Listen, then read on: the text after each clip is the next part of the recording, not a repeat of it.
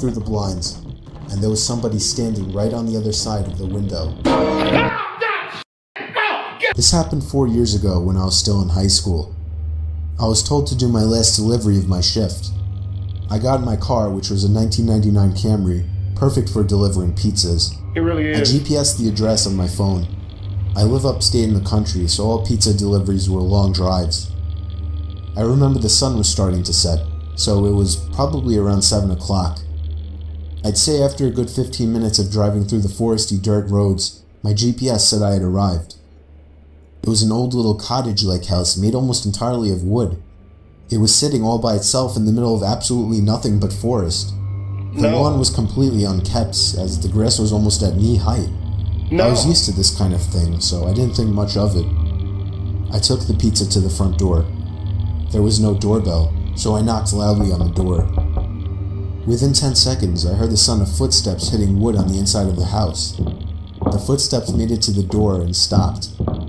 I started to feel uneasy. I got the feeling that I was being watched. And that's when I noticed there was a peephole in the door. "It's the pizza guy," I called out. I heard a low, harsh-sounding voice on the other side of the door, telling me to bring the pizza out back. I didn't like the idea of going back there. Something didn't seem right. Pistol? You feel me? Gotta keep the strap on you. I used to be a pizza guy, actually, and oh man, at least 2 times, someone almost got beaten with their own pizza. "Are you sure, sir?" I called out. He didn't answer my question. The sound of footsteps didn't move away from the door, so I had the feeling he was still watching me. I almost found myself walking back to my car, but I decided I didn't want any trouble with my boss. The last time I brought a pizza back, he gave me attitude, so I reluctantly walked through the uncut grass and around the small house to the back. I remember there was a shed and a little patio back there. In the patio, there was a table with 4 chairs surrounding it. In one of the chairs, facing away from me, I saw the head of somebody sitting in the seat. I began walking over and said, "Excuse me," but the person didn't even move an inch. "Excuse me," I said again louder. Then from behind me, I heard, "Psst, over here." I turned around to see a man poking his head out from the corner of the house, looking at me with a crazed smile. "Come over here, I want to show you something." Yep, you're gonna see it real close when I shoot you in your goddamn kneecap, because below the waist is not attempted murder. Don't ask me why I know that. Woo! I freaked out, turned around, and ran around the house in the opposite direction, back to my car, for some reason still holding we ain't even gonna talk about the little grudge chick swinging on a swing set. The pizza. I got in my car, started it, and got away from there. On my way back to the pizzeria, I pulled over to the side of the road and called the police. Eventually, I was informed that there was no sign of anybody having been in that house for a long time. I quit my delivery job a few days after that. I have no idea what would have happened to me had I gone up to that man, but to this day, I still wish I had just turned my head to see who or what was sitting in that patio chair.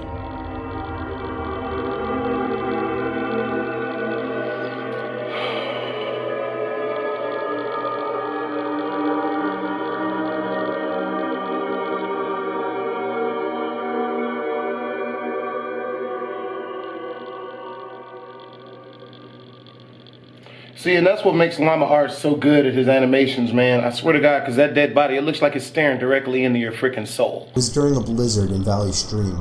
I was getting paid $250 to watch some couple's kid while they went away for the weekend. His name was Matthew. This took place on the first night, which was a Friday night. That's good money. Matthew was already supposedly asleep, while I was in the living room watching a movie. I got a knock at the door and looked at the clock. It was close to midnight. No. There was no way I was opening it. Ooh, I had that happen to me, bro. I had these 2 try to rob me at my old apartment. I'm gonna tell y'all the story at the end of this video. That's literally a real life scary story for me, because I was living in the projects at the time, and it was like maybe like 4 months before I had ever started making YouTube videos. Bruh. Not even 10 seconds later, I heard the sound of 2 or 3 men angrily banging on the door, telling me to open up. I felt like my heart was about to stop. I'm going out the window. I'm going out the window. I peeked through the blinds, and there was somebody standing right on the other side of the window. I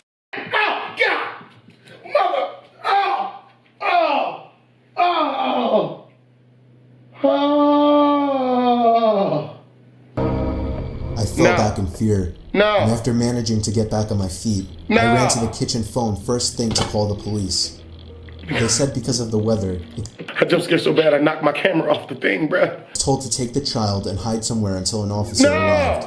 Look, they wanted to you take the child, use him as bait, throw him out there. People like kids, they're tender. Not my kid. keep me on the line, but I wasn't thinking clearly in the heat of the moment and hung up. However, it wasn't until I ran through the living room that I realized the banging had stopped. I took a second peek through the living room window. Nobody was there now. I heard the sound of glass shattering from a few rooms over. My knees started to feel weak as I realized they had just broken the window and were about to climb into the house. I had to run and get Matthew. I couldn't just leave without him. Of course, when I got upstairs, there was no time left to run back downstairs, as I already heard footsteps and laughter coming from downstairs. I covered Matthew's mouth with my hand as I ran with him into his toy closet. A few minutes dragged on to what felt like half an hour as we sat there in the dark closet. Matthew began to squeal as footsteps on the carpet reached the outside of his bedroom door. There was more than one person. They came inside. There weren't many places to hide in this room. I was actually reflecting on my whole life, so sure I was gonna die. We heard the sound of a police siren outside, even from in the closet, and then I heard one of the men in the room mutter, "Aw, shit." I opened the door back up as I heard at least 3 pairs of footsteps hurriedly rushing down the stairs. They didn't get far, as the police later found their footprints in the backyard, leading to our shed. There were 5 men in total, and they were all arrested.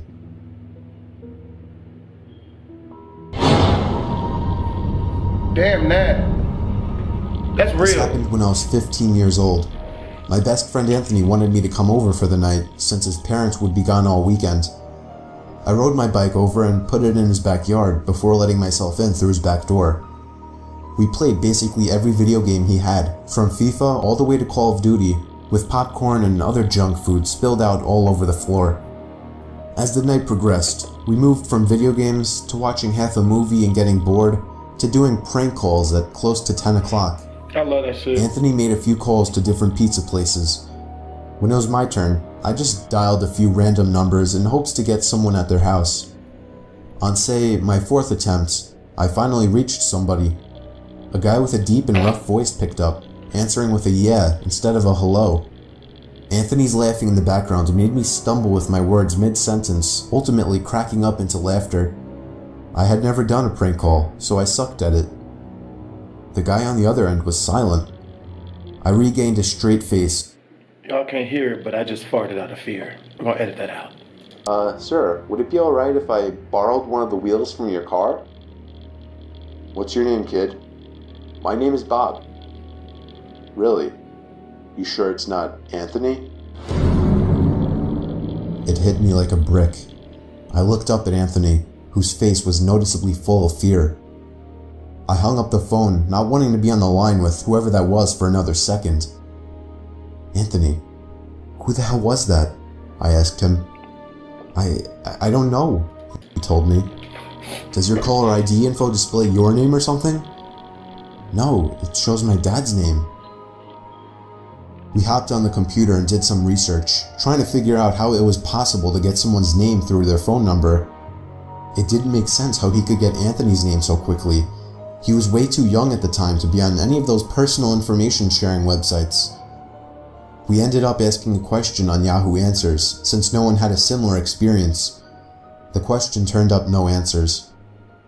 I suggested he call his dad, but he said he wasn't supposed to have anybody over for the weekend, so he didn't want to call. We planned on sleeping in the living room, so we just resumed watching the movie that we hadn't finished from earlier.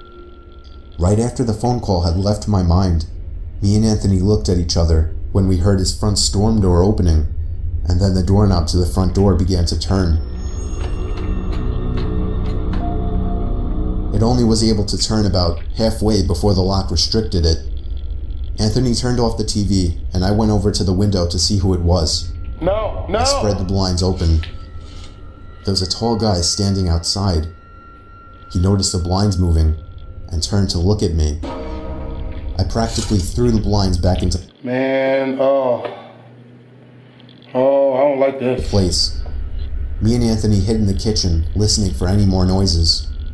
We heard the sound of the gate to the backyard opening, as it was right outside the kitchen window. "God damn it," I said.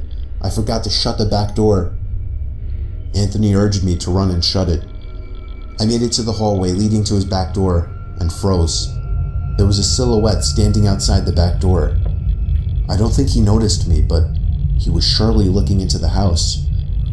He opened the door and stepped inside. Oh, hell no. I tiptoed to the kitchen and motioned for Anthony to follow me upstairs. We made it to his room as quietly as possible, pulling the door shut to avoid making any noise. We crawled under his bed. He had cloth covering the bottom of his bed, so you couldn't see anything under it unless you actually moved the cloth.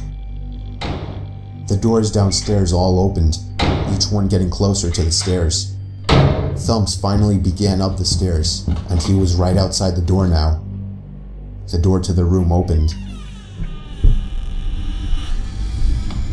I could hear Anthony's breathing.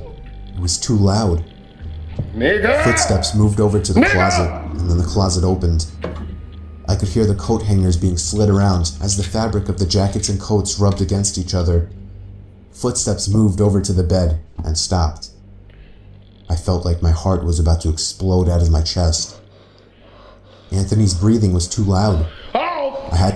You kill him immediately. You kill your best friend right there. If I'm ever in a situation and some people are chasing me and the nigga next to me, regardless of who, family, friendship, or who it is, if he starts breathing loud, I will slit his throat myself. I had to cover his mouth with my hand. Nothing but silence in the room now. We laid still for so long, I almost thought he wasn't even in the room anymore. I don't want this. I moved my hand away from Anthony's mouth and whispered in his ear, "You think we can make a run for it?" I don't know. I'd be so scared, I'd probably get ass naked and jump from up under the bed and just start beating off ferociously. I don't know. Anything to scare somebody away. He was about to answer when the most disturbing, memory-haunting scream I'd ever heard filled my ears as Anthony was seemingly dragged out from under the bed. Better him than me! I crawled out and saw him struggling with the man. I desperately looked around for anything to use as a weapon. I'd have desperately looked around for an open window or a door to run around of. Every man for himself, Anthony! It's been a good 10 years! I settled with the screwdriver sitting on his nightstand. I hurried over to the man and drove the screwdriver into his back. He let go of Anthony as he let out a scream of agony, giving us time to get the hell out of the house. Running onto the road would give away our position too easily. It would take too long to make it to his neighbor's house. We dove for the tree line in the woods and took cover behind a bush, watching the house. The back door opened as the man stepped outside, looking around the backyard. He then looked out to the woods. I felt his eyes pass me as he scanned through the tree line. It seemed that it was too dark for him to see us. Then, he turned his head back in our direction. I ducked behind the bush. "Joe, he's coming." "What?" "Dude, get up, we gotta run." He was right. The man was approaching us fast. How could he have seen us? We ran through the woods with the leaves crunching under us, giving away our position. When Anthony tripped over something, I crouched down. I'm telling you, Anthony is a liability, bruh. There ain't that much friendship in the world. With him, hoping we had run far enough. Nope. Not even 20 seconds later, oncoming footsteps from the direction we were running from came fast. Anthony is on his own. They slowed down only 2 trees away from us as we lay face down in the leaves. Moments later, the footsteps take off in another direction. We waited until we could no longer hear them and took off back in the direction of the house. While running, over the sound of leaves crushing and my heavy breathing, I could swear I heard leaves crushing from behind us. We made it back to his backyard, into his house, and this time remembering to shut the back door. We were now able to call the police. Anthony stayed on the line with them, while I patrolled the back windows, making sure nobody was out there. It was so dark though, I couldn't see anything. So I did something that seems stupid today. I turned on his backyard lights, and immediately in the distance, over by the woods, I saw him, standing in front of a big tree. He turned off back into the woods and disappeared out of sight. That was the last time me or Anthony ever saw him. I would be lying if I told you we heard the occasional knocks at our windows or something cliche. No, that was it. 5 years have passed and nothing has happened. Do I wonder if it was somehow linked to the prank call? Maybe. Does it make sense? Not really. But yeah, this was the story of how me and my still best friend Anthony almost died during a break-in. So, let me hook y'all up with this quick little story. Bruh, so look, so this happened to me like, I want to say like maybe 4 years ago. I was living at University Park Apartments on Maryland Parkway and Flamingo, or at least really close to there. Anybody who's ever lived there knows that the place is like really, really, really ratchet. Like it's damn near the projects. I know a guy who got shot 8 times, I think, on his porch because he got into an argument with a guy the night before. That was literally one apartment down from mine. Another guy got shot at maybe 2 or 3 times right in front of my door. And they found a guy in 2 different parked cars. And by that I mean they had chopped him into pieces and put him in like different cars on different parts of the apartment complex. You can say this was a pretty bad area. It was about 3 a.m., yo, and I stay up all night for the most part, right? So on this night in particular, I was up playing video games and I was just having a good time in my drawers, man. Y'all already know what to do. I get a knock on my door. Don't ask me why. Loud knocks freak me the hell out, but they just freaking do. And so I'm like, who is it? And the person behind the door says to me, I'm here.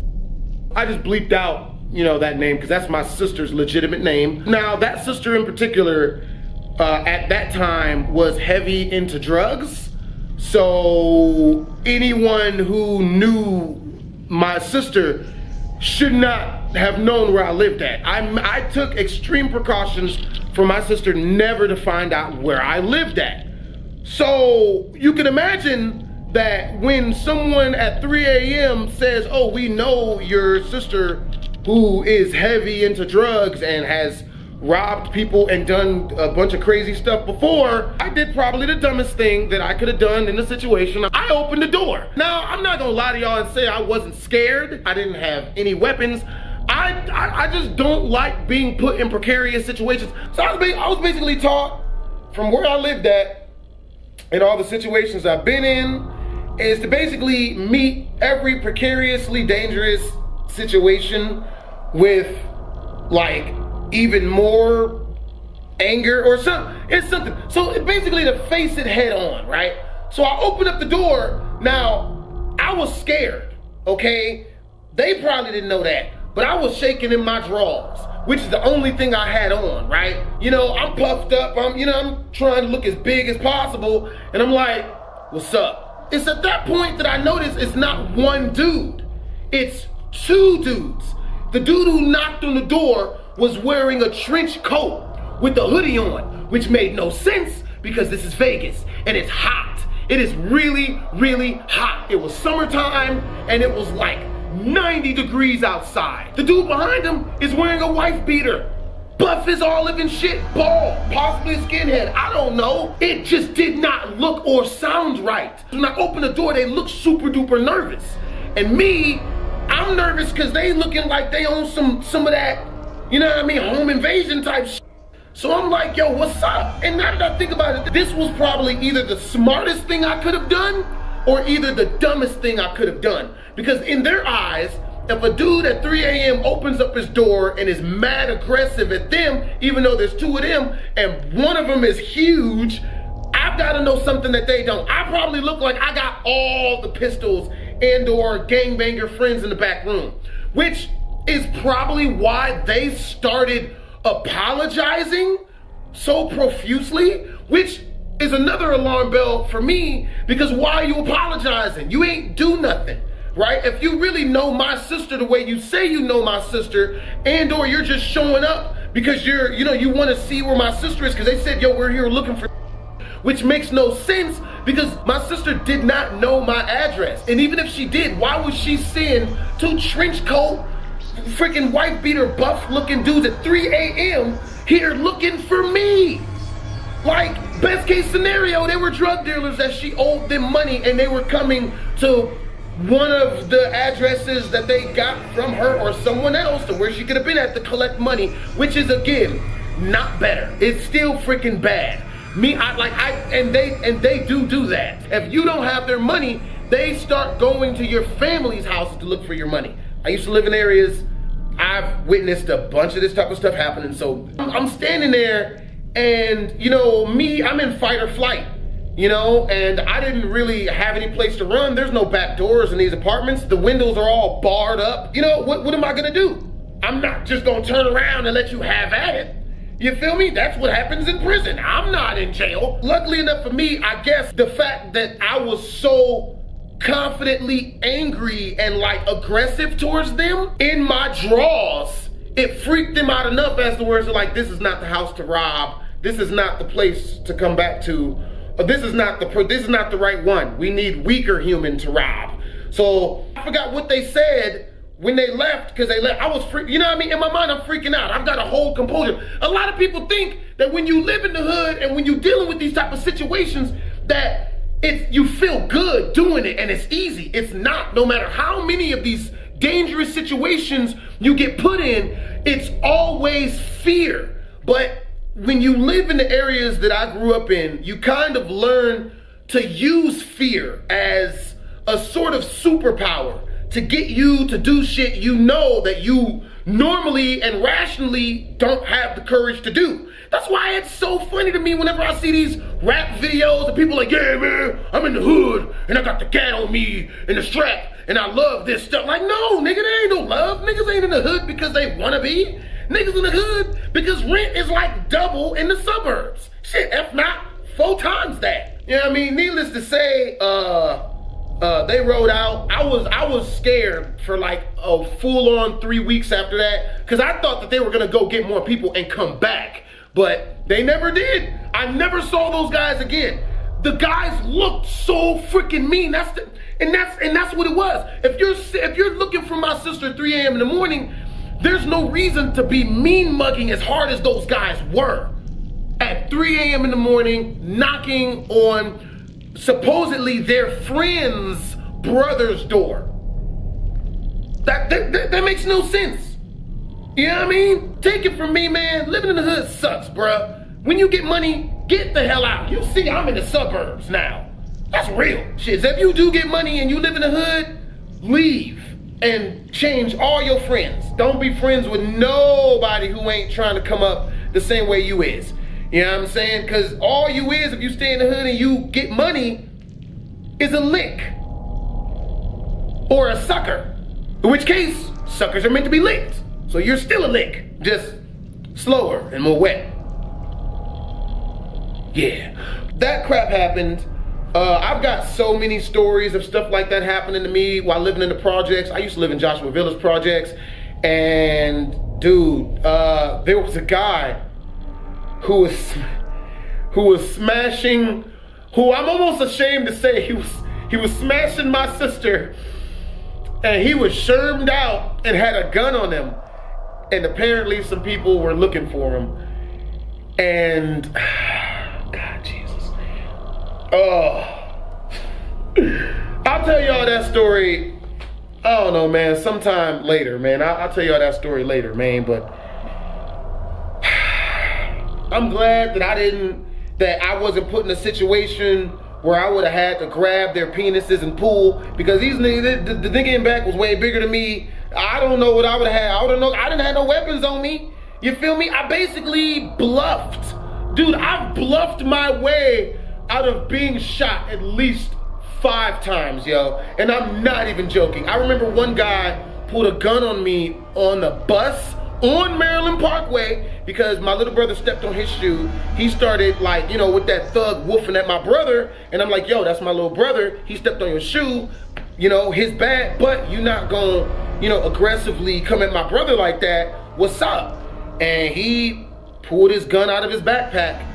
And I immediately started apologizing to that guy because he already had the gun out. What can I do? You know what I mean? Weirdly enough, I don't know how I was able to, but I literally was able to become friends with him in that situation at that moment. And then some other guy tried to pick on my little brother. And then that guy who just wanted to shoot me, like literally 4 minutes before, tried to fight that guy in front of his 2 kids. That's another story that I haven't told you guys. That I have so many stories that I'm remembering the stories.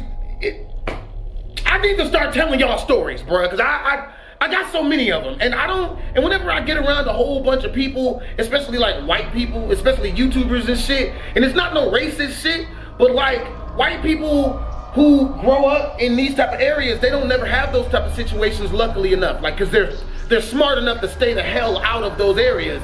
But you know me, I couldn't, because I didn't have no cheddar when I was younger, so I have a lot of these stories, man.